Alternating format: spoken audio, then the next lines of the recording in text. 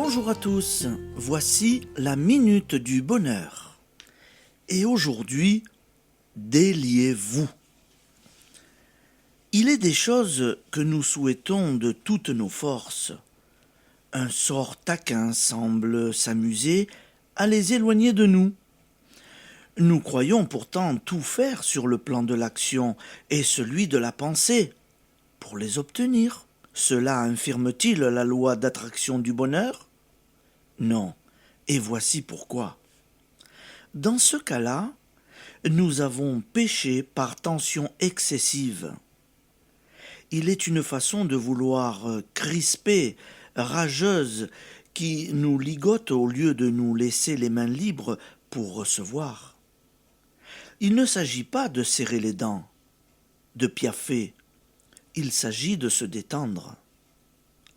De même qu'un bon nageur ne lutte pas avec la mer, il se laisse porter par elle.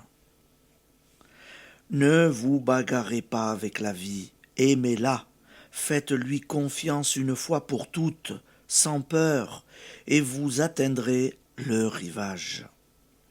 Pour que la pensée force soit féconde, il faut qu'elle croisse dans une sorte de détachement.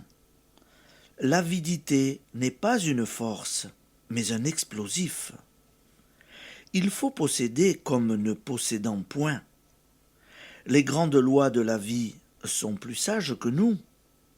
Il se peut que l'objet de votre plus cher désir devienne dans l'avenir votre plus lourd fardeau, et cela, vous l'ignorez.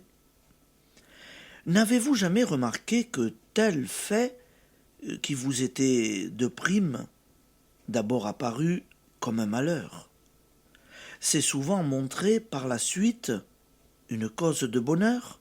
C'est pourquoi nous devons hausser nos désirs jusqu'au point où ils nous dépassent, là où ils s'intègrent à l'ordre parfait qui régit toute chose, y compris le nombre des cheveux sur notre tête. L'esprit en nous, c'est ce qui nous est nécessaire. Remettez-vous en lui, dans un abandon plein d'espoir. Il y a loin de cette attitude à la fixation têtue sur tel désir ou la réalisation d'un tel projet. Déliez-vous, déliez votre entourage, en laissant les vôtres libres d'accomplir leur rayonnante destinée, dont les détails vous échappent. On a vu des agonisants retrouver la santé après avoir été abandonnés par les médecins. La raison ? Le renoncement de leurs proches les avait déliés de leurs craintes comme de la recherche de leur propre satisfaction, laissés libres de revenir à la vie. Lorsque l'existence du bonheur qui nous est due semble nous échapper, nous ne pourrons tout obtenir qu'en renonçant à tout, non pas dans la négation et le désespoir, mais dans l'affirmation du bien pour tous et dans l'amour. Heureux ceux qui savent dire du fond du cœur que votre volonté soit faite. C'est là le suprême détachement et la suprême victoire, car cette volonté-là ne veut que le bonheur des hommes. Application.